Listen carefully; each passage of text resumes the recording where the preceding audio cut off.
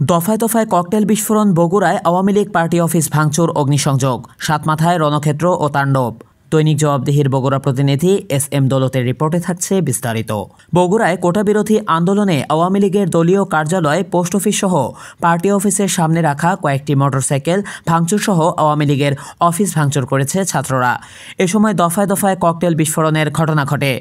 বেলা ২টা থেকে বিভিন্ন কলেজের আন্দোলনকারী শিক্ষার্থীরা মিছিল নিয়ে সাতমাথা এলাকায় প্রবেশ করে। এ সময় আওয়ামী লীগ অফিস থেকে ছাত্রলীগের কর্মীরা মিছিল প্রতিহত করার চেষ্টা করলে ছাত্ররা ক্ষিপ্ত হয়ে ওঠে এবং তাণ্ডব শুরু করে।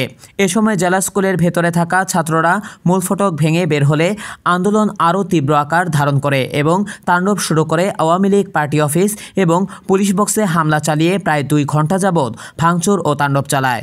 এ সময় প্রায় ৮ থেকে ১০টি মোটরসাইকেল ভেঙে চুরমার করে। এক পর্যায়ে আগুন ধরিয়ে দেয়।